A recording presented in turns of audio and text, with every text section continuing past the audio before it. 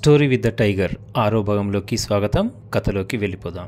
వరుణ్, కావ్య కారును అక్కడే ఆపేసి ఇక నడవక తప్పదు అంటూ ముందుకు కదిలారు. చక్కని దట్టమైన అడవి కదా, అక్కడక్కడ కొత్త కొత్త పక్షుల శబ్దాలు కూడా వినిపిస్తున్నాయి. కావ్య తన కెమెరా తీసుకొని వాటిని ఫోటోలు దించుకుందామంటూ ముందుగా నడుస్తోంది.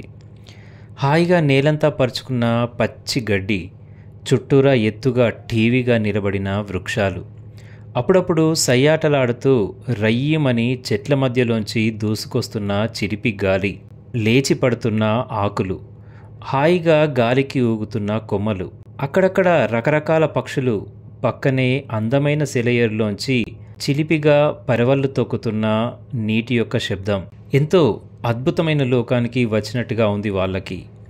అలా ముందుకు వెళ్తున్న కావ్య ఎన్నో పక్షులను ఫోటోలు తీస్తూ హఠాత్తుగా ఒక కర్రను తాకి ముందుకు తూలి పడబోయింది. అంతే, వెంటనే వరుణ్ వచ్చి ఒక చేయిని పట్టుకొని ఆపాడు. కాలం ఒక్కసారిగా ఆగిందేమో అనిపించింది. కెమెరాను ఓ చేయిలో పట్టుకొని అలా గాలిలో ఆగిపోయింది. తన మరో చేయిని వరుణ్ గట్టిగా పట్టేసుకున్నాడు. వరుణ్ యొక్క మరో చేయి కావ్య యొక్క నడుమును అమాంతం తన వైపుగా లాగేసుకుంది. తీస్తే ఇదొక చక్కని ఫ్రేమ్ అవుతుంది ఇద్దరికి. కాలం అలాగే ఆగిపోయింది కదా. బరువు మోయలేక ఒక్కసారిగా కావ్యను తన వైపుగా లాక్కున్నాడు. అంతే, ఇద్దరి శ్వాసలు దగ్గరయ్యాయి. చుట్టూ ఉన్న ఓ రకమైనటువంటి మత్తు వాసన వాళ్ళలో మోహం నింపేసింది. ఒక్కసారిగా 4 పెదవులు రెండయ్యాయి. ఉచ్ఛ్వాస నిశ్వాసల శబ్దం మధ్య జరిగిన యుద్ధానికి సాక్ష్యంగా చెమట నిలిచింది. ఎంతసేపయ్యిందో తెలీదు వాళ్ళు మోహలోకం నుంచి బయటపడడానికి. టామీ చిన్నగా ఒక్కసారి అరిచింది. అప్పుడు వాళ్ళు బయటకొచ్చారు. హాయిగా నవ్వుకున్నారు. ఎన్ని రోజులైంది కావ్య నిన్నింత గాఢంగా ముద్దు పెట్టుకొని అన్నాడు వరుణ్. అవును అంటూ తలూపింది కావ్య. వాళ్లకు భలే గమ్మత్తుగా అనిపించింది ఆ క్షణకాలం కూడా.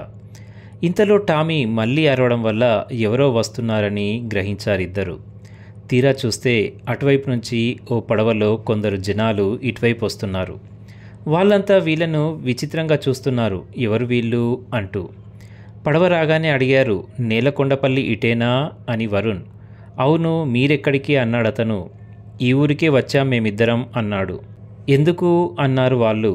హాయిగా కొన్ని రోజులు ఉండి వెళ్ళడానికి అంది కావ్య. అదేంటండి, డబ్బున్న వాళ్ళంతా ఎక్కడికెక్కడికో వెళ్తారు, మీరేంటి మా కోయగూడానికి వచ్చారు అంది అందులోంచి ఓ ముసలమ్మ. తర్వాత ఏం జరిగిందో మిగతా కథనంలో వినేద్దాం. ధన్యవాదాలు.